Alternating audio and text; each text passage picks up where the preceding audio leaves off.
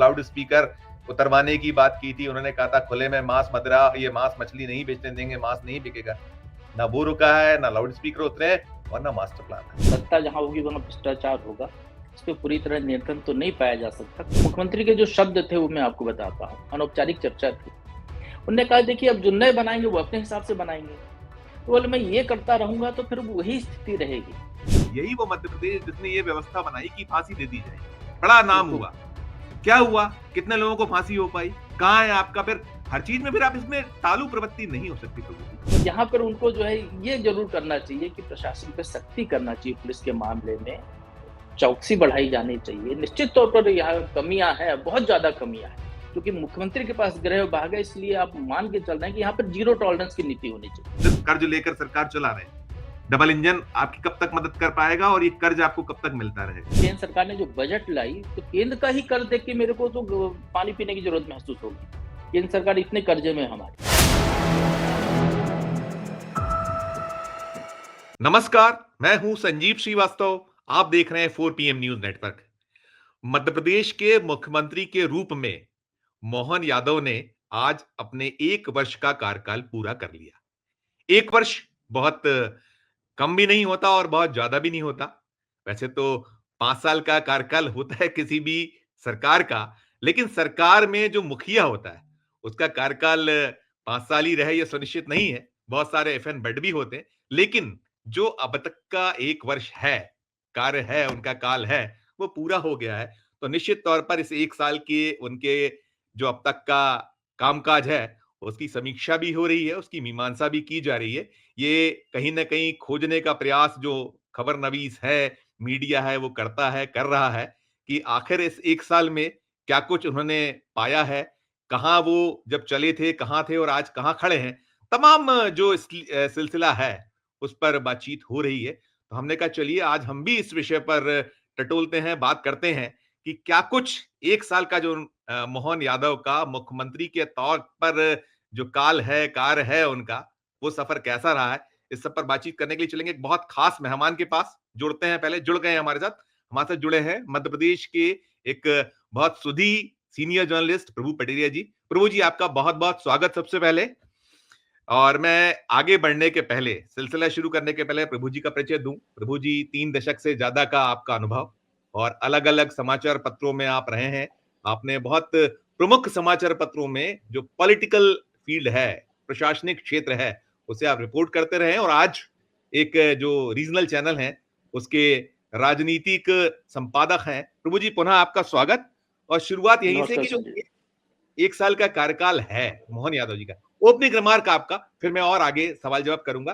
कैसे देखते हैं, क्या आप पाते हैं, क्या आपकी अपनी इस पूरे 1 साल के सफर पर राय है प्रभु जी?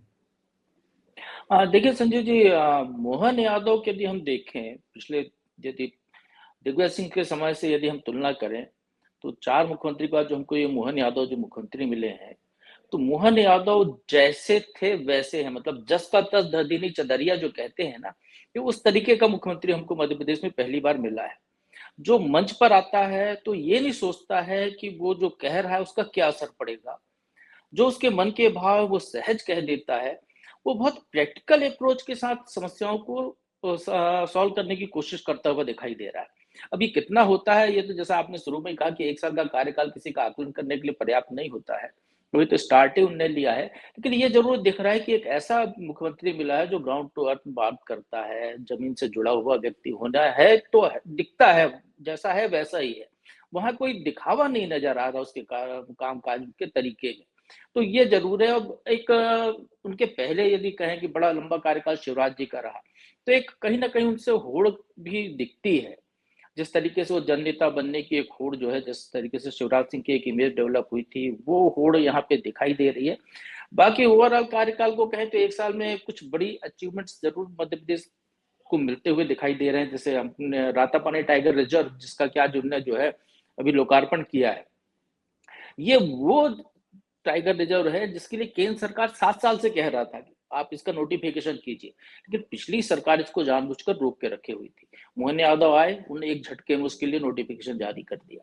केन बेतवा लिंक प्रोजेक्ट जो अटका हुआ था वो उसके लिए बांध के लिए टेंडर हो चुके हैं दोधन डैम के लिए। पीकेसी पार्वती काली सिंह चंबल प्रोजेक्ट है, ये जो बड़े प्रोजेक्ट हैं जो देश में भी माइलस्टोन मध्य प्रदेश को बनाते हैं। एक और नई चीज जो करते मतलब मैंने कहा ना कि शिवराज से आगे निकलने की एक जो होड़ है, तो एक इनोवेशन यहाँ पर भी हमको दिखा कि आमतौर पर जो इन्वेस्टर समिट जो है ग्लोबल इन्वेस्टर समिट करती थी राज्य सरकारें, मुख्यमंत्री आते थे, विदेशी विदेशी निवेशकों को बुलाते थे, बड़ा आयोजन होता था। ये उसको जो संभाग स्तर तक लेकर चले गए। अब इसको चाहे आप जैसे भी देख लीजिए, लेकिन उस ग्राउंड रियलिटी पर लोगों को ले जा रहे हैं वहां पर, और बार बार एक सम्मेलन कर रहे हैं। जो एक सम्मेलन होता था 2 साल में, अब हमारे यहाँ हर महीने एक जो है निवेशक सम्मेलन हो रहा है। एक नजरिया ये भी हो सकता है देखने का, एक नजरिया ये भी हो सकता है कि आप निवेशकों को लाएं कि भाई आपको ग्वालियर में उद्योग लगाना, तो ग्वालियर की ये जमीन है, यहाँ ये सुविधाएं हैं, आप यहाँ पर लगाना चाहते हो तो आप यहाँ जाइए, उज्जैन लगाना चाहते हो तो वहां पर आ जाइए, जबलपुर के लिए आप वैसे आ जाइए। तो एक तरीका ये भी हो सकता है। तो एक अलग सी अप्रोच के साथ सीएम आया है संजय जी। बिल्कुल। लेकिन प्रभु जी एक चीज बताइए ना, आपने हम शुरुआत यहीं से करें, इन्वेस्टर समिट की बात की, हमने बहुत देखा है। हमने दिग्विजय सिंह का कार्यकाल 10 साल का देखा, उनके दौर में बहुत सारे वो, फिर बाद में उन्होंने ये स्वीकारा था कि ये सब कागज के टुकड़े होते हैं, जो हम जिस तरीके से इन पे निवेशकों से बात करते हैं, जो हम इनसे करार करते हैं, और यही हमने शिवराज सिंह चौहान जी के कार्यकाल में देखा। उन्होंने जी बाबूलाल गौर जी, और पहले उमा भारती जी का वो 8-10 महीने का कार्यकाल, फिर बाबूलाल गौर जी का 1 सवा साल 1.5 साल का कार्यकाल, और फिर लगातार 3 बार शिवराज सिंह चौहान, और फिर उसके बाद चौथी बार जब कमलनाथ हटते हैं तो फिर शिवराज सिंह चौहान। तो ओवरऑल हम 20 बरस देखें, 2003 से 2023 का दौर, बहुत सारे हमने देखे, बहुत इन्वेस्टर समिट जिसकी आपने बात की, अंतरराष्ट्रीय स्तर की समिट्स हुई, बहुत करार हुए। हमने देखा कि धीरू भाई अंबानी संस्थान भोपाल में मध्य प्रदेश में आ जाएगा, तमाम। हश्र क्या हुआ? वही कागज का टुकड़ा। तो ये अभी कैसे आप इसको, कैसे इसको मान लिया जाए, कैसे देखा जाए? ये जो कोशिशें आप ले जाइए, आप वो जो संभाग स्तर तक, जिले स्तर तक, लेकिन रोजगार की स्थिति मध्य प्रदेश में क्या है, कहाँ है? आप देखिए ना, हम देख तो रहे हैं कि क्या कुछ अभी खुद 22 रोजगार दिए गए थे, निकला था, हमने देखा था, किसका जवाब था? शिवराज सिंह चौहान काबीना की सदस्य, जो अब नहीं है, वो यशोधरा राजे सिंधिया, जो रोजगार का जी। कार्य देखती थी। 22 रोजगार दिए गए थे 20 साल में।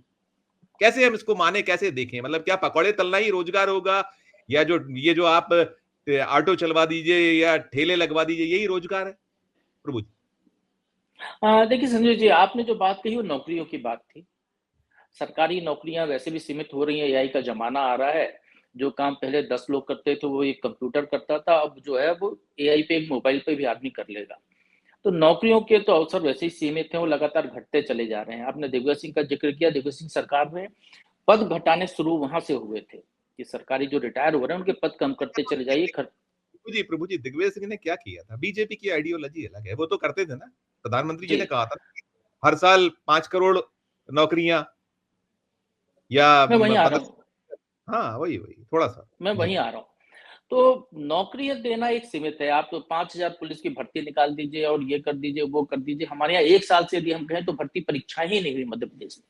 पीएससी का कैलेंडर भी लेट चल रहा है। नौकरियों के मामले में तो ये अपनी जगह बिल्कुल सही है। जो स्वरोजगार, जो पकौड़ा तलने वाली बात है, तो उसके लिए हम पिछली सरकार ने बहुत सारे लोन बांटे थे। अब उसका कहाँ तक उद्योग लगे, कहाँ नहीं लगे, ये एक पहलू है। एक पहलू ये भी है कि आप जब एलिजिबल हैं, आपकी उम्र है, तो आप नौकरी की तलाश करते हैं।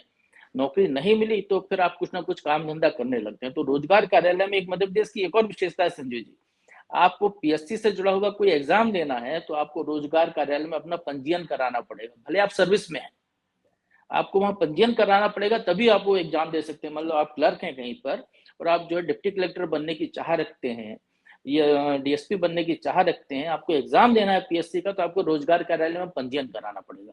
तो एक बेरोजगार वहां पे वो रजिस्टर हो गया जो ऑलरेडी रोजगार पे है। एक आदमी जो दुकान पे बैठा हुआ है वो भी यदि पीएससी की परीक्षा देने जा रहा है तो उसको रजिस्ट्रेशन वहां पे कराना जरूरी है। ये सरकार ने जो नियम बनाए इसके कारण ऐसा हो रहा है। तो हम ये भी देख रहे हैं बहुत ज्यादा बेरोजगारी। ये बिल्कुल आपने सही कहा कि रोजगार की समस्या को एड्रेस करना बहुत जरूरी है। युवा परेशान है, संविदा शिक्षकों की बात हो गई है। इस बारे में कोई भी सरकार, हम कहें 20 साल में, तो किसी ने भी एक कोई हल नहीं दिया।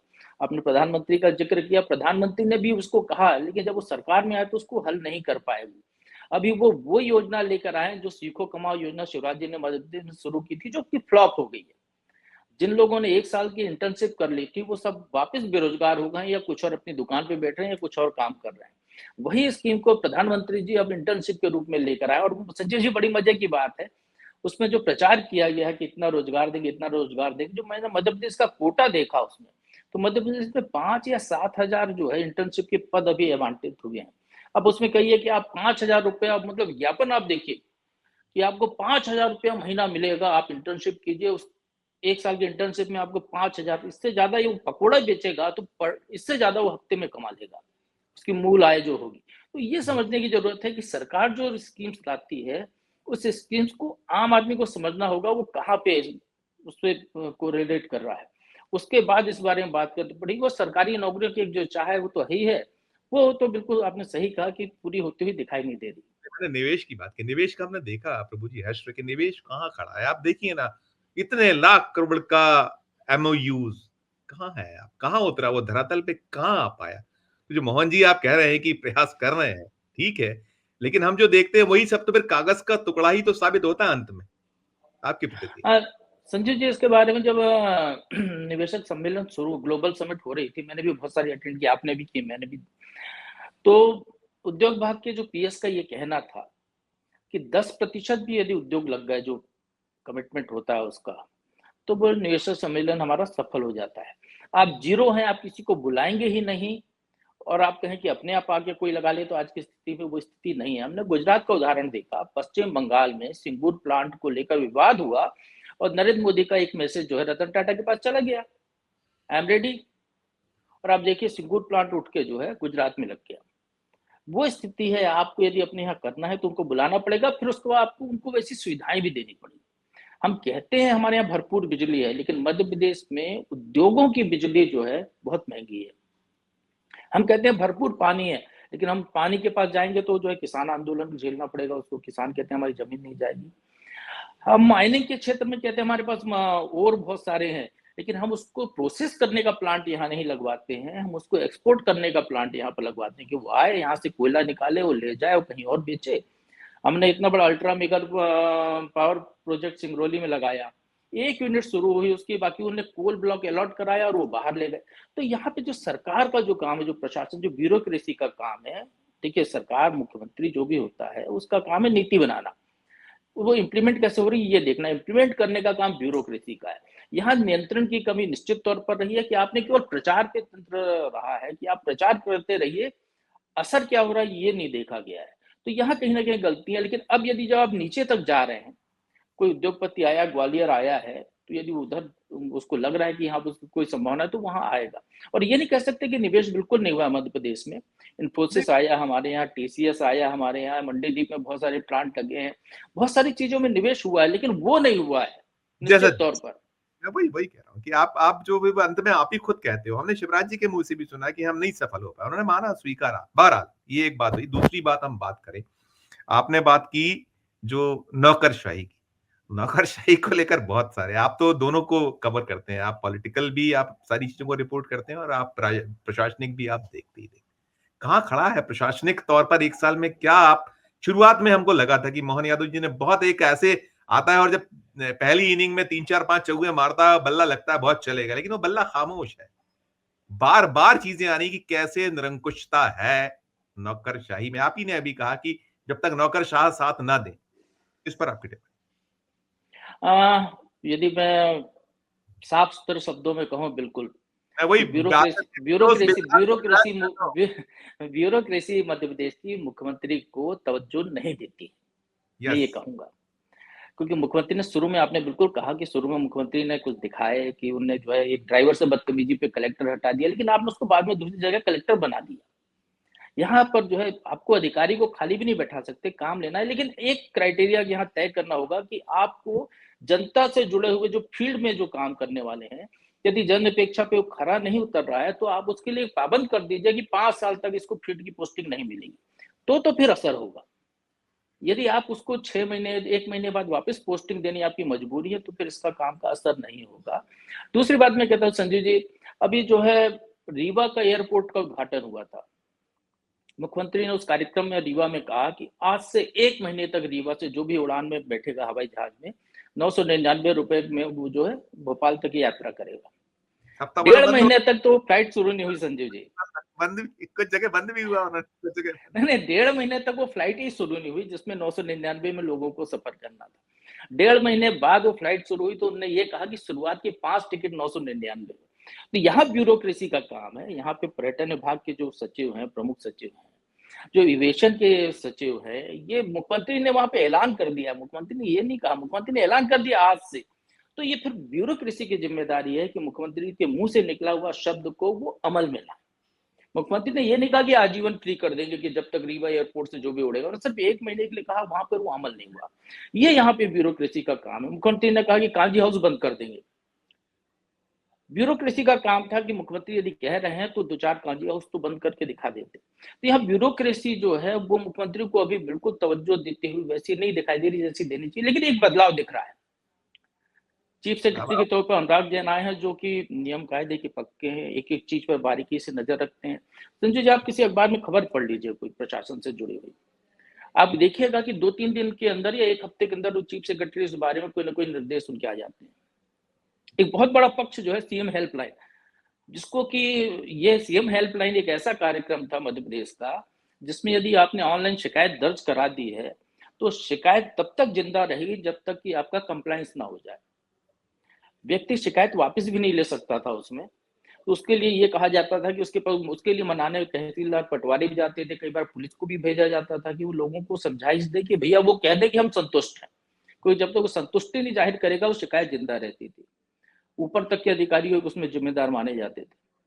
लेकिन उसकी ये हालत हो गई धीरे धीरे कि वो जो है ठंडे बस्ते जैसी हो गई, कि उसमें भी रिकॉर्ड जमा होता गया। अब चीफ सेक्रेटरी ने उस पर काम करना शुरू किया तो असर दिखने लगा है। जन सुनवाई होती है हर मंगलवार को मध्य प्रदेश में, शिवराज जी ने शुरू की थी, बड़ा शोर शराबा मचा। जन सुनवाई में बहुत सारे लोग आते हैं। आपने देखा कोई मिट्टी का तेल डाल रहा है, कोई पेट्रोल डाल रहा है, कोई लौटते हुए जा रहा है, कोई कागजों की माला लेकर आ रहा है। ये क्यों हो रहा है? क्योंकि जन सुनवाई में जो शिकायत लेकर आता था उसका कहीं कोई रिकॉर्ड दर्ज नहीं होता था। मंगलवार को आया, उसने शिकायत दी, कलेक्टर साहब ने रखी, अधिकारियों को बोला नहीं बोला, उसके बाद वो चला गया। फिर अगले मंगलवार को आया, फिर आया, अब उसको भी सीएम हेल्पलाइन में दर्ज करने के निर्देश दिए। तो ब्यूरोक्रेसी में कहीं ऊपर के स्तर पे जो है बहुत धीरे से काम शुरू हुआ है।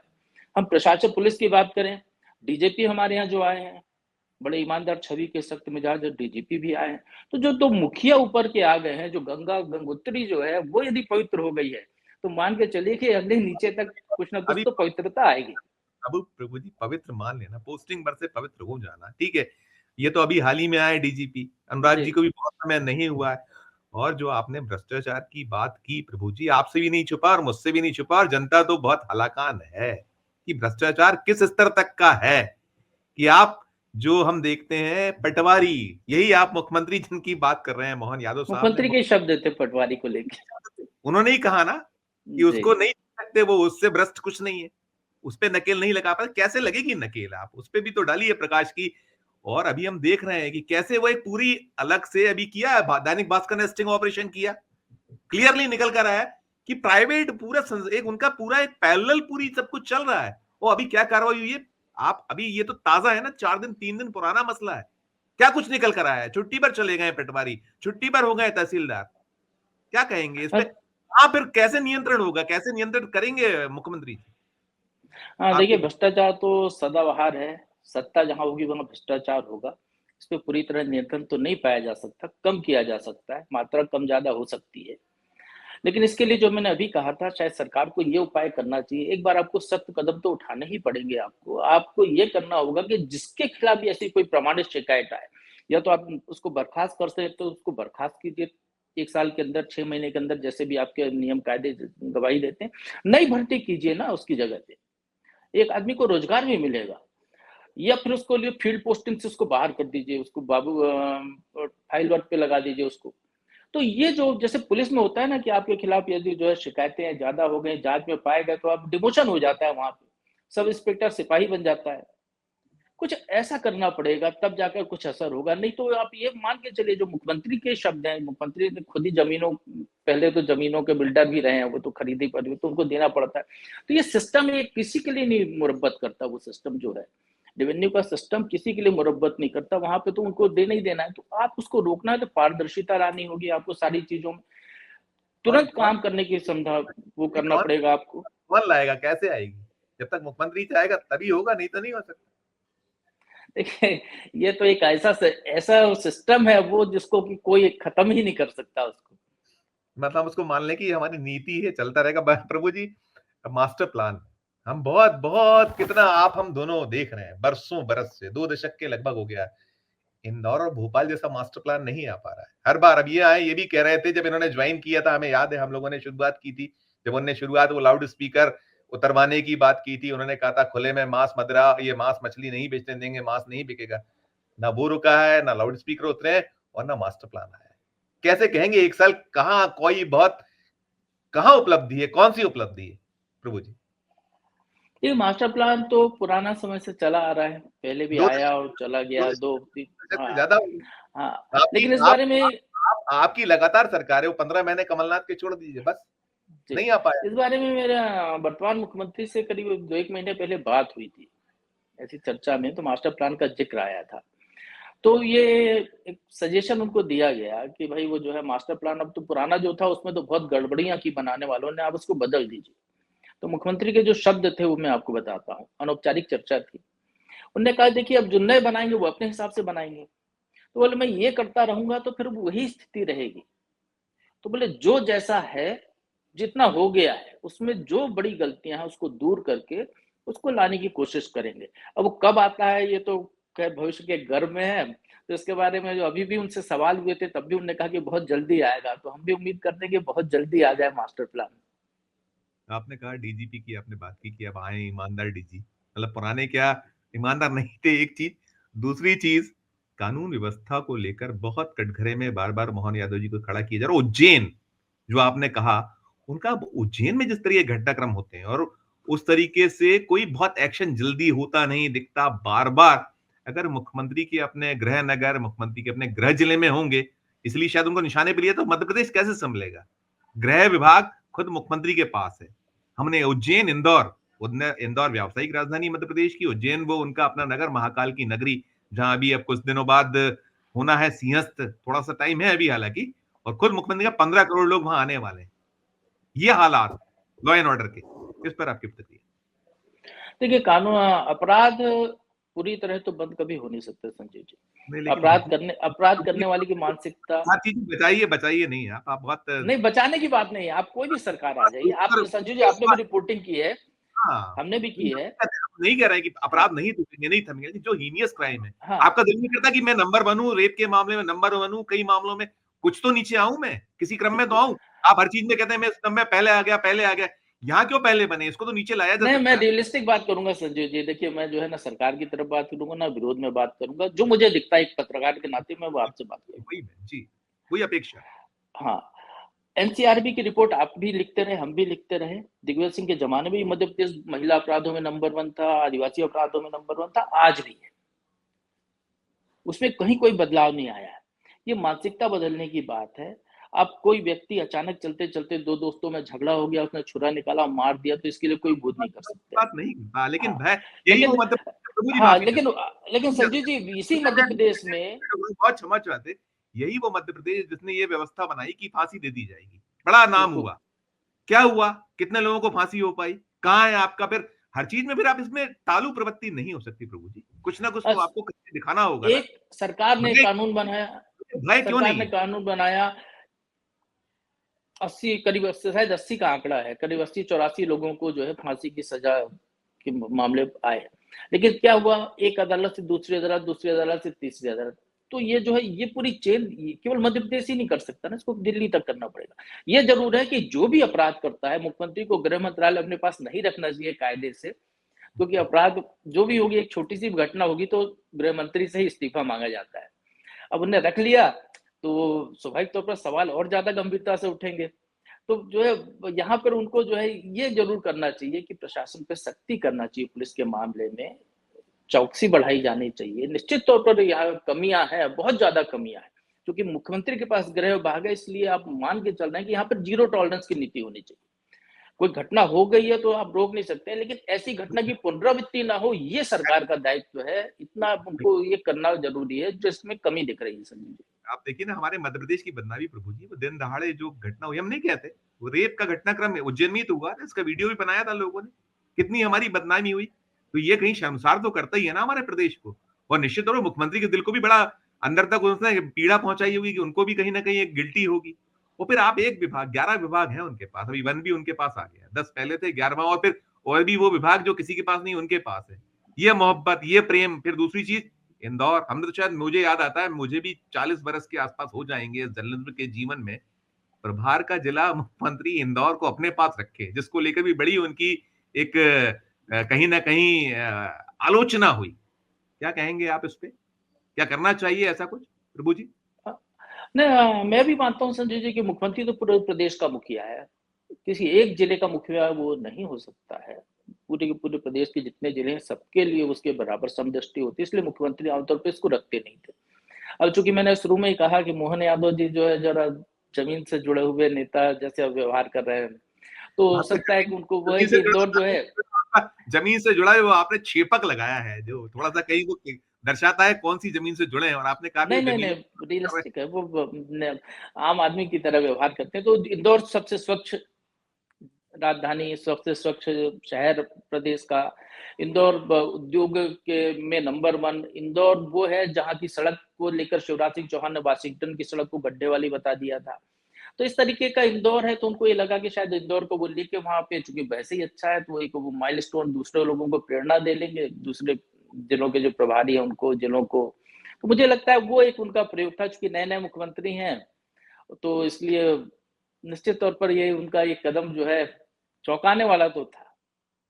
बिल्कुल भाई। आप जब अगर कहीं कोई श्रेय मिलेगा तो अल्टीमेटली जाएगा तो मुख्यमंत्री के खाते में। दूसरी चीज प्रभु जी, जो ये बहुत क्लियर माना जाता है कि ये भाई पर्ची वाले मुख्यमंत्री कहता है इनको, विपक्ष तो पर्ची वाले, और है भी, वो पर्ची रुक्का खुला था, चाहे वो हमने राजस्थान देखा था और भी हमने राज्यों में देखा है, गुजरात देख चुके, बहुत सारे सूबे हैं, खैर अलग चीज है, और विपक्ष कहता रहे। लेकिन इस ओहरे से ये जो आप पे एक बार बार आक्षेप लगता है, आरोप लगता है, इससे निकलकर दिखाना होगा। हमने अभी 1 साल के जो उनका कार्यकाल को देखा, अनुभव, हर चीज में वो सिर्फ केंद्र केंद्र, उनका अपना बहुत हमको दिखाई आउटपुट पड़ता नहीं है। कहीं आप कुछ देख पाए हैं क्या प्रभु जी? हासन जी, एक बदलाव दिखा है मुझे पुराने मुख्यमंत्री इन मुख्यमंत्री में। पुराने मुख्यमंत्री के भाषण में जो है 10 बार प्रधानमंत्री नरेंद्र मोदी की जयकार होती थी। बीजेपी यदि पार्टी मंच का भाषण है या जनता के बीच में, तो बीजेपी के राष्ट्रीय अध्यक्ष का भी जिक्र होता था। एक नाम का और जिक्र होता था, केंद्रीय गृह मंत्री अमित शाह का, है ना। सीक्वेंस से नाम लिए जाते थे, मोदी, अमित शाह, उसके बाद जेपी नड्डा। इस मुख्यमंत्री के भाषण में आपको सिर्फ प्रधानमंत्री का जिक्र मिलता है और किसी का जिक्र नहीं मिलता है। ये बदलाव है। आपने कहा कुछ नहीं हो रहा, मैं इसको ऐसे देखता हूं, गाय की समस्या मध्य प्रदेश में बहुत लंबे समय से है। कमलनाथ जी ने भी जो है 5 स्टार गौशाला बनाने का प्रयोग किया, शिवराज जी ने भी इसको लेकर बहुत सपने दिखाए, गौ अभ्यारण्य बनाया, जो अल्टीमेटली सरकार चला नहीं पाई, जिसको बाहर देना पड़ा दूसरे को चलाने के लिए, एनजीओ को। मुख्यमंत्री ने एक बात कही संजीव जी, वर्तमान मुख्यमंत्री, उनने कहा कि हम बड़े बड़े गौशालाएं बनाएंगे पूरे प्रदेश में, हर जिले में। किसान या आम आदमी दुधारू गाय वहां से ले जाए, जब तक वो दूध देती है अपने घर में रखे, और जैसे ही वो दूध देना बंद कर देती है उसको वापस लाके छोड़ दे। इससे किसान की आय भी बढ़ेगी, गाय का रखरखाव भी होगा, समस्या भी खत्म होगी। आप इसको एक समझिए, इस उपाय को। हम आमतौर पर ये कि अभ्यारण्य बनाया या काजी हाउस बनाया, गाय को बेड़ दिया वहां पर, उसके दूध का क्या हो रहा है, कुछ नहीं। वो कहीं ना कहीं यूटिलाइजेशन की बात करते हुए दिखाई मुझे दे रहा है, अमल नहीं दिख रहा है मुझे। बात करते हुए मुख्यमंत्री दिखाई दे रहा है। कल के उनके मुख्यमंत्री के 1 साल के कार्यकाल के भाषण में एक चीज गौर कीजिए, जो मुझे नहीं लगता कि कोई मुख्यमंत्री ऐसी हिम्मत कर सकता था। मैं तारीफ नहीं कर रहा हूं, लेकिन कोई भी देश का मुख्यमंत्री ये हिम्मत नहीं कर सकता जो मुख्यमंत्री ने मोहन यादव ने वहां पे की। उनने जब वो जो बिजली के बारे में बात कर रहे थे, तो आपने उसको गौर किया होगा संजीव जी, उनने कहा कि सब्सिडी के रूप में किसानों को, और जो झुग्गी वालों, इनको सब्सिडी दी जाती है, 25,000 करोड़ रुपया सालाना सरकार का अभी जा रहा है। 10 साल बाद ये जो है बढ़कर और हो जाएगा, उसके 10 साल बाद और बढ़कर हो जाएगा। इसको खत्म करना, इस पैसे को जो लीकेज हो रहा है इस तरीके से, इसको विकास के कार्यों में लगाना। तो इसके लिए क्या, केंद्र सरकार की स्कीम है सोलर की, तो हमको सबको सोलर की तरफ लेके जाना है। देखिए, सोलर की तरफ लेके जाना है, हम पूरे प्रदेश को सोलर कर देंगे, ये हुई तारीफ। जैसे शिवराज जी ने किया था, सांची में हमने सोलर सिटी बना दी। एक काम वो है कि आप उसको स्वीकार भी कर रहे हैं जनता के सामने कि भाई ये पैसा जा रहा है, हम इसको बंद करने वाले हैं। ये हिम्मत मेरे ख्याल से कोई मुख्यमंत्री नहीं करता। जो मैंने शुरू में कहा ना कि ये बहुत नेचुरल वे में काम करने पे विश्वास करते हैं, जमीन से जुड़े आदमी, वो हो सकता है इसका नुकसान उनको हो जाए, अभी उनके समझ में नहीं आ रहा होगा, लेकिन वो जो उनके मन में आता है, जो उनकी सोच है, जो सामने उनके आता है, वो एज इट इज प्रेजेंट कर देते हैं। दूसरी पीड़ा उन्होंने वो लाडली बहनों पे व्यक्त कर दी थी, वही 15,000 जी। करोड़ का बाकी खर्चा है, वो मतलब वो भी आपके खजाने को हम देख रहे हैं। देखिए वित्तीय स्थिति क्या है, 4 लाख करोड़ से ऊपर का कर्ज होने वाला है। हर साल 2 महीने 3 महीने में 5-5 10-10 हजार करोड़ रुपए कर्ज लेना पड़ा है। आप सिर्फ कर्ज लेकर सरकार चला रहे हैं। डबल इंजन आपकी कब तक मदद कर पाएगा और ये कर्ज आपको कब तक मिलता रहेगा? दोनों पर आपकी देखिए, इस बारे में तो सरकारों को सोचना चाहिए। आपको जो है मुफ्त का बाँटने के बजाय आपको लोगों को जो है स्वावलंबी बनाना चाहिए, उनको सक्षम बनाना चाहिए। वो क्योंकि ये यदि यही स्थिति कर्ज रही पे बात बाँटने करिए। की। कर्ज पे कहाँ खड़ा है मध्य प्रदेश? कहाँ आके खड़ा हो गया? अ, ये कर्ज में यही बहुत ज़्यादा बीजेपी 4 लाख का। यही बीजेपी दिग्विजय सिंह जी के दौर में बात करती थी कि इतना कर्ज हो गया और आज कहाँ है? 4 लाख करोड़ से ज्यादा का कर्ज। और जब हम 31 मार्च 2025 में पहुंचेंगे तो वो कर्ज 4.5 लाख करोड़ से ऊपर पौने 5 लाख करोड़ के आसपास पहुंच जाएगा। बिल्कुल। बजट क्या होगा ये भी आपको पता होगा उस समय। 5 लाख करोड़ की बात कर रहे हैं, वो पौने 5 लाख करोड़ आप कर्ज की बात हो जाएगी आपकी, ऐसा बोल रहे हैं। हाँ, दिग्विजय दूसरी सिंह चीज जी संजीव जी, आपने भी बहुत गंभीरता से रिपोर्टिंग की है। पुरानी रिपोर्ट निकाल लीजिएगा। दिग्विजय सिंह के समय में भी 27,000 करोड़ का बजट होता था, तो कर्ज भी 30 था। नहीं तब ये 30,000 कर्ज इसका पैमाना जो है ना, वो हर सरकार में मैंने अभी देखा, केंद्र सरकार ने जो बजट लाई, तो केंद्र का ही कर्ज देख के मेरे को तो पानी पीने की जरूरत महसूस होगी। केंद्र सरकार इतने कर्जे में है हमारी। जीएसडीपी का एक प्रतिशत केंद्र सरकार ने निर्धारित कर रखा है, उस पे कर्ज लेते हैं। लेकिन ये कर्ज इसलिए निर्धारित किया गया, ये विकास कार्यों पे खर्च हो, डेवलपमेंट पे खर्च हो, उससे जो है रिटर्न मिले सरकार को। ये जो बांट डेड रहे स्टॉक जा रहा है। बांट रहे हैं, बांटते चले जा रहे हैं, बढ़ाते चले जा रहे हैं। आपको हाँ, बढ़ाना है, अभी ये आपने रोकना मांगा होगा। 3,000 रुपए तक हम ले जाएंगे, अभी 1250 ये है। हम तो फिर हिमाचल पे पहुंच जाएंगे हम पहले, कि जो यस, है वेतन बांटने की नौबत नहीं आएगी, फिर हम श्रीलंका या बांग्लादेश पे पहुंच जाएंगे। यस, यही चिंता। दूसरी हाँ। चीज ये खींचतान है प्रभु जी, ये जो कैबिनेट में खींचतान, बड़े लीडरान की हमने देखा बहुत सारे, हम खुलेआम चीजें हो रही हैं। इस पे भी आपकी प्रतिक्रिया कि ये आप ये मतलब एक तरीके से ये प्रधानमंत्री जी नरेंद्र मोदी जी और अमित शाह के कैंडिडेट हैं वो सीधे।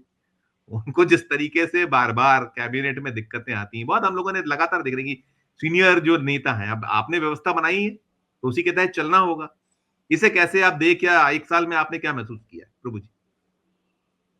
आ, मेरे नजरिए में यदि मैं व्यक्तिगत मानूं, तो बजट मतलब कैबिनेट बैठक में यदि चर्चा ही नहीं होगी, तो उस बैठक का मतलब क्या है। जजमेंटशिप ही यदि करना है तो फिर नहीं। और फिर कैलाश विजयवर्गीय, प्रहलाद पटेल, राकेश सिंह और भी मंत्री हैं जो बहुत साल के अनुभवी हैं। उनने सरकारें चलाई हैं, सरकारों को चलते हुए देखा है, विभागों को समझा है। कुछ मंत्री तो ऐसे हैं मध्य प्रदेश सरकार में, जिनको जो विभाग अलॉट किया जाता है, तो पहले 2-3 महीने तो उस पूरे विभाग को खंगाल लेते हैं, वो समझ लेते हैं, उसके बाद फिर वो बात करते हैं। जब आपके पास इतनी जानकारी होगी तो आप बात तो करेंगे। जिस बात की तरफ इशारा कर रहे हैं आप, उसको कैलाश जी का लॉजिक को समझिए आप। कैलाश जी सिंहस्थ के प्रभारी रहे हैं। कैलाश जी अभी भी सिंहस्थ के प्रभारी हैं। कैलाश जी नगरीय प्रशासन मंत्री हैं। कैलाश जी इसके पहले पीडब्ल्यू मंत्री भी थे। कैलाश जी ने उज्जैन की 3 सड़कों के मामले में कहा कि साहब ये राज्य के बजट से क्यों बन रही है ये सड़कें, इसके लिए चूंकि सिंहस्थ के लिए केंद्र सरकार से फंड मिलना है, तो हम इसको उधर क्यों ना ले जाए, फंड क्यों ना ले लें इसके लिए। ये एक सजेशन भी हो सकता है संजीव जी। एक प्रभु जी, अनुभवी व्यक्ति प्रभु अपने। जी वो उसकी लागत पे सवाल उठाया था प्रहलाद पटेल हाँ साहब हाँ, ने। लागत पे ही सवाल उठाया था, इसीलिए तो कितनी लागत आ रही है इसकी, तो जी, इसको केंद्र बिल्कुल सरकार, वही। पूरी शब्द पढ़िए आप, उसको पूरी शब्द देखिए उसको। तो ये सजेशन भी हो सकता है यदि वहां बात ही नहीं होगी।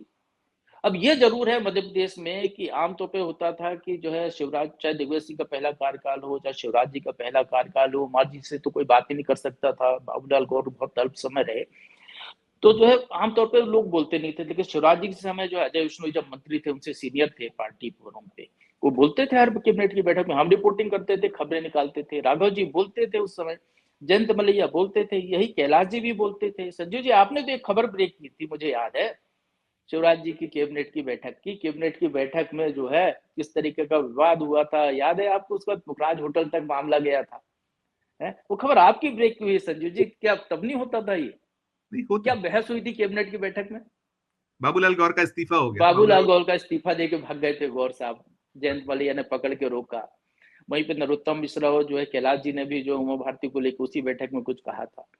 तो बस बहस तो होती है, बस ये है बंद दरवाजे की बहस बाहर आ जाती है, तो हम लोगों को पता चल जाता है और खबरें बन जाती हैं। लेकिन यदि वहां पर चर्चा है, डिस्कशन ही नहीं होगा, एक तरफा चलेगा, तो फिर कैबिनेट बैठक का मतलब ही नहीं है फिर। क्योंकि हमने बोला तो हमको लगा ना कि हमारे प्रदेश का इतना पैसा जो है 2,700 करोड़ रुपया एक सड़क पे जा रहा है, ये कहीं और से मिल सकता था। तो सवाल आपके मन में आया तो हमारे मन में आया। इसके लिए तो धन्यवाद देना चाहिए हमको ऐसे मंत्रियों का जो बोलते हैं। ये देते रहना चाहिए, बिल्कुल ठीक। प्रभु जी, संगठन से कैसा आप क्या देख पाए हैं, साल भर में क्या रहा है? देखिए, मध्य प्रदेश आप लोकसभा की 29 सीटें आपने जीती, 28 थी लास्ट टाइम, 29 जीती, एक बड़ा आपके पास रहा। लेकिन आपके कार्यकाल में आप बुदनी की लीड कम हो जाना, ठीक है, शिवराज सिंह चौहान पे खुद पे ठीकरा फूटता है कि उन्होंने उनकी अपनी महत्वाकांक्षाएं कि उनको अपने बेटे को एस्टेब्लिश करना है, तो वहां जो भी चीजें रही उनके ऊपर भी आक्षेप है। दूसरा, फिर आप वो जो श्योपुर की आप विजयपुर की श्योपुर सीट हार जाते हैं आप। तो इसको इसको कैसे, ये भी आपकी विफलता है क्या है, क्या खींचतान है, इसको कैसे आप एलोबरेट कीजिएगा प्रभु जी, छोटी सी प्रतिक्रिया। अब हाँ बिल्कुल, ये तो जो है जिस संगठन और जिस सरकार में लगातार आप जीत रहे हैं, 29 की 29 सीटें जीतते हैं, वहां यदि बाई इलेक्शन आप हार जाते हैं तो निश्चित तौर पे आपकी कार्य क्षमता पे, आप कार्यकुशलता पे तो सवाल उठना चाहिए। उठ भी रहे हैं संजय जी। मुख्यमंत्री ने वहां मेहनत की, प्रदेश संगठन वहां लगा रहा, कैंडिडेट आपने मंत्री उतारा, चुनाव आने के पहले आपने 500-600-700 करोड़ रुपए के वहां पे काम कराए, घोषणाएं की।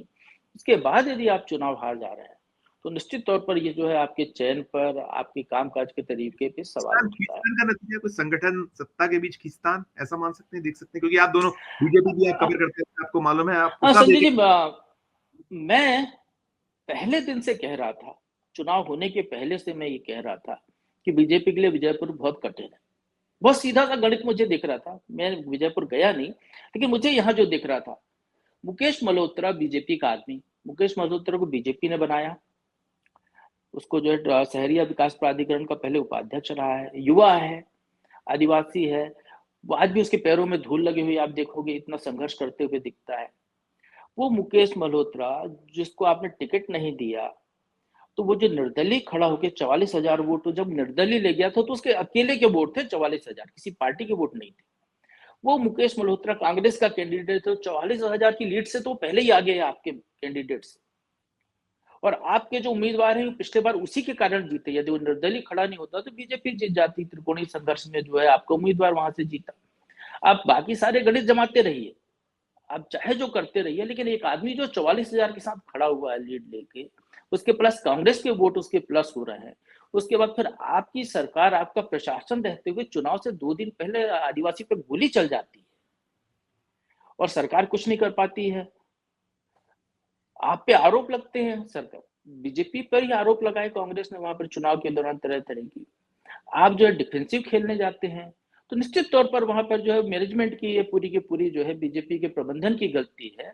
और बुधनी में तो आपने एक नाम ले ही दिया, क्योंकि बुधनी की जनता शिवराज का विकल्प तो किसी और को बनाएगी नहीं। मेरा तो ये कहना है, कार्तिकेय सिंह चौहान भी चुनाव मैदान में खड़े होते तो भी 40,000 से ज्यादा वोट की लीड नहीं ला पाते, क्योंकि शिवराज सिंह के प्रति लोगों का वहां पे जो है जुड़ाव है और किसी के प्रति वैसा नहीं है।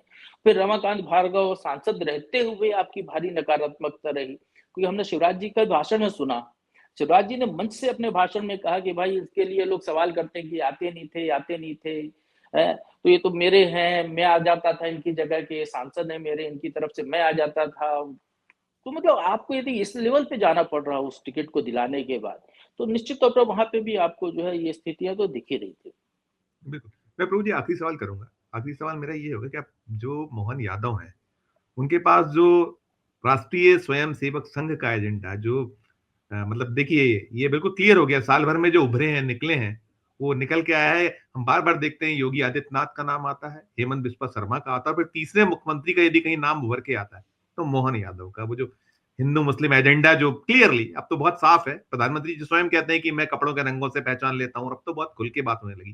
शायद वहां बहुत सफल रहे हैं, वही एक मोर्चा बहुत मुफीद रहा है जहां पर उनकी जो अगर सफलता का प्रतिशत देखें तो वो 100 में से 100 नंबर या 10 में से 10 दीजिएगा, और बाकी मैं इसमें ये भी चाहूंगा आप इस पे टिप्पणी छोटी सी कीजिए, और बाकी अगर उनके 1 साल के कार्यकाल पर 10 में से या 100 में से कितने नंबर दीजिएगा, दोनों पर आपके। तो जो भगवा रंग वाली आपने बात की है, इसमें 100 में से तो उनको 200 नंबर देता हूँ मैं। ये जो है आप देखिएगा अगले 2 साल के अंदर हेमंत बिस्वा शर्मा को तो ये बहुत कहीं का नहीं छोड़ेंगे, योगी आदित्यनाथ को हिंदुत्व के मसले पे पीछे छोड़ देंगे। पहला मुख्यमंत्री देख रहा हूं इस बीजेपी आरएसएस का। अब तक प्रधानमंत्री नरेंद्र मोदी से लेकर तमाम बीजेपी के नेताओं को देखा मैंने, वो जब भाषण शुरुआत करते हैं जनता में जोश जगाने के लिए भारत माता की जय बुलवाते हैं। ये मुख्यमंत्री जो भारत माता की जय तक नहीं जाता है, ये मुख्यमंत्री महाकाल की जय करता है, जिस क्षेत्र में रहता है वहां के भगवान की जय करता है, जय श्री राम करता है। ये मुख्यमंत्री भरे मन से कह देता है यदि भारत में रहना है तो राम कृष्ण कहना होगा। इतनी हिम्मत योगी आदित्यनाथ भी नहीं दिखाते हैं, सीधे सीधे सपाट शब्दों में कहने की इतनी हिम्मत कोई और नहीं दिखाता है। तो निश्चित तौर पर आप ये देखिए कि मध्य प्रदेश को कहाँ ले गए मोहन यादव। बहुत धीरे धीरे, बहुत सहने सहने, मतलब जो है बगैर एहसास हुए, बगैर विरोध हुए, उन्हें आते साथ पहला निर्णय क्या लिया, लाउड स्पीकर खुले मास पर प्रतिबंध। उसके बाद वो कहाँ गए, अब देखिए उसके बाद वो धीरे धीरे आए, फिर वो विजयदशमी पे जो है सरकारी स्तर पे जो है शस्त्र पूजन कराने लगे, वो जो है कृष्ण पाथे पे आ गए, वो गाय गाय गाय गाय गाय गौवंश गोपालक सबको बना रहे हैं, गोपाल कृष्ण बना रहे हैं सबको। वो जो है गीता जयंती का सरकारी आयोजन करा रहे हैं। तो धीरे धीरे जो है सरकारी तंत्र पूरा का पूरा सरकारी सिस्टम से पूरे प्रदेश में एक जो है हिंदुत्व की जो सनातन की जो लहर है वो आ रही है। संघ ने जो सोचा होगा, जो संघ ने कल्पना की होगी, जो काम नरेंद्र मोदी नहीं कर पाए ढंग से, वो काम मोहन यादव ने बहुत धीरे धीरे मध्य प्रदेश को 1 साल में करके दिखा दिया। तो मेरी नजर में तो ये जो है योगी आदित्यनाथ से बड़े हिंदुत्व के पैरोकार बन के धीरे से उभर के एक दिन अचानक सामने आए। जैसे शिवराज सिंह चौहान एक दिन में मामा नहीं बने थे, लेकिन जब 3-4 स्कीम्स ऐसी आ गई, लगातार चला, उसके बाद वो मामा मामा शिवराज मामा हो गए। तो अचानक ये इस तरीके से आएंगे, क्योंकि मैं ये उनके बाद देखिए कोई सा भी भाषण देख लीजिए किसी भी मंच पे, वो शुरुआत ही जयकारे से कराते हैं। ये अपने आप में एक बड़ी बात है, ये तो कृष्ण को फैक्ट है। बीच में लाते हैं। मैं जताऊंगा प्रभु जी, वहां जो देखिए 2 राज्य हैं, बिहार और उत्तर प्रदेश, जिनका उपयोग लगातार कर रहे हैं। दोनों जगह आपको यदि उत्तर प्रदेश में वो अखिलेश यादव का तिलिस्म तोड़ना है तो मोहन यादव बड़ा एक बहुत मुफीद कार्ड है, और उधर लालू प्रसाद यादव और तेजस्वी यादव को यदि आपको भोतरा करना है तो भी मोहन यादव बड़ा वैसा कार्ड। और वो जो आपने कृष्ण कहा, तो वो आ रहा है कृष्ण, तो वो तो हाँ ठीक आ है। रहा है, बिल्कुल। मोर तो मोर इस मोर मुकुट दिखता हुआ सस्ता बिल्कुल, चला जा रहा है। लेकिन आपका उनके 1 साल के कार्यकाल पर उस पे नंबर आपके 100 में से या 10 में से कितने, तो वो भी बताइए। संजू जी 1 साल में नंबर देना, क्योंकि अभी तो स्टार्ट ही लिया है। बता रहे हो आप। कोई आप बता रहे हो, कोई मैं भी, आप पे आक्षेप करता हूँ, आरोप लगाता हूँ। नहीं नहीं आप नहीं, मैं बोल रहा हूँ, आ रहा हूँ उस पे, मैं अगर आ रहा हूँ उस पे, मैं नंबर दूंगा संजू जी, मैं चावल का नंबर दूंगा। वो जी चावल के एक दाना हंडिया में पके हुए एक दाना देखना पड़ता है, पूरे को आपको नहीं टटोलना पड़ता है। तो यदि आप कहते हो तो मैं इसीलिए कह रहा हूँ, मेरे मित्र भी हो आप, और आप तो बेबाकी फिर से, और संजू जी सीधे सीधे 100 में से जो है 7.5 या 8 नंबर दूंगा मैं मोहन यादव को। 100 में से 7.5 8 मतलब बुरी तरह। नहीं 10 में से, 10 में से, 10 में से, फिर हाँ, 10 में 100 से, हाँ सॉरी, 100 में से तो 75 नंबर दूंगा, 10 में से 7.5 या 8। चलिए चलिए प्रभु जी, अच्छी चर्चा, शानदार चर्चा। हमने ये सोचा कि चलिए 1 जी साल है, धन्यवाद। यही पा रहे थे। बहुत आपका धन्यवाद, बहुत आभार। बहुत आपने वक़्त निकाला, बहुत धन्यवाद। दर्शकों, ये थे प्रभु पेटरिया जी, सीनियर जर्नलिस्ट, जो 1 साल का कार्यकाल है अब तक का मोहन यादव का, उस पे कहीं रोशनी डाल रहे थे, और साथ-साथ उन्होंने ये एक बड़े ऐसी बात कही है जो निश्चित तौर पर, जो आज हम देखते हैं, पाते हैं कि यदि कोई आपको नंबर बढ़ाना है, आपको कुछ पाना है, तो उसमें बहुत बड़ा रोल है सनातन, हिंदुत्व। वो झंडा यदि उठा के आप नहीं चलिएगा, भारतीय जनता पार्टी के जो शासित राज्य हैं, उसमें उसकी सफलता, जो उसका मुखिया है, पहला पैमाना यही है। उसके राष्ट्रीय स्वयंसेवक संघ भी लगातार देखता है, और फिर जो केंद्रीय आला कमान भारतीय जनता पार्टी, वहां भी नंबरिंग और जो सारी चीजें होती हैं। तो प्रभु पटरिया जी का ये कहना कि ये मोहन यादव ना केवल हेमंत बिस्वा शर्मा को तो कोसों पीछे छोड़ दिया है, ऐसा वो मान रहे हैं। और दूसरा कि आने वाले वक्त में ये काट होंगे किसके, योगी आदित्यनाथ के। तो निश्चित तौर पर योगी आदित्यनाथ को चिंता करनी होगी, क्योंकि अब तो गेम यही है कि आपको अगर बड़ी कुर्सी पाना है तो फिर कुछ करके दिखाना होगा। तो बहरहाल ये चर्चा यहीं मैं समाप्त करूंगा। ओवरऑल जो आपने देखा, पाया, सुना, मैंने आपको जो चीजें हैं, मैं तो इसमें ये पाता हूं कि जो मोहन यादव हैं, 1 साल का कार्यकाल छोटा होता है, कम होता है, लेकिन बहुत जो उम्मीदें उनसे की गई थी कि एक युवा मुख्यमंत्री हैं, वो कुछ एक प्रस्तुति दे के दिखाएंगे, मैं नहीं पाता। मैं प्रभु जी ने कहा 100 में से 70-75, मैं तो उन्हें 30 नंबर भी इसलिए नहीं दूंगा कि कानून व्यवस्था की स्थिति मध्य प्रदेश में इसकी छुपी नहीं है। कहाँ कानून व्यवस्था की स्थिति है? उनके अपने गृह नगर जिले में जो स्थिति है वो बद से बदतर है। प्रदेश में भी ऐसी हालात हैं। दूसरा, वित्तीय मोर्चे पर बुरी तरह फेल है ये सरकार। और भी मोर्चे हैं जहां अभी कुछ दिखलाई पड़ता नहीं, इसलिए मेरी तो अभी फिलहाल में यही है कि आपको पास होना है यदि अगले साल तो कुछ करके दिखाइए हुजूर, वरना तो बात नहीं बनेगी। और आप जो प्रभु जी भले ही कहें कि ये उनको सबको पीछे छोड़ेंगे, नहीं, आप पीछे तब छोड़िएगा जब आपको लगातार कुर्सी मिलेगी। यदि आप नहीं परफॉर्म कर पाए तो दिक्कतें बहुत सारी होंगी। तो इस चर्चा में इतना ही। हमारा अनुरोध जो अंत में होता है कि हमारे चैनल को लाइक कीजिए, सब्सक्राइब कीजिए, ज्वाइन का बटन ना दबाए तो ज्वाइन का बटन भी जरूर दबाइए। और हमने ये जो चर्चा की, प्रभु जी का अपना इस पे नजरिया था, मेरा अपना इस पे सोच है पत्रकार के नाते। फैसला जनता जनार्दन के हाथ में होता है, तो आप इस पे निर्णय अपना दीजिएगा। प्यार और स्नेह बनाए रखिए और देखते रहिए 4 PM न्यूज नेटवर्क। धन्यवाद, नमस्कार।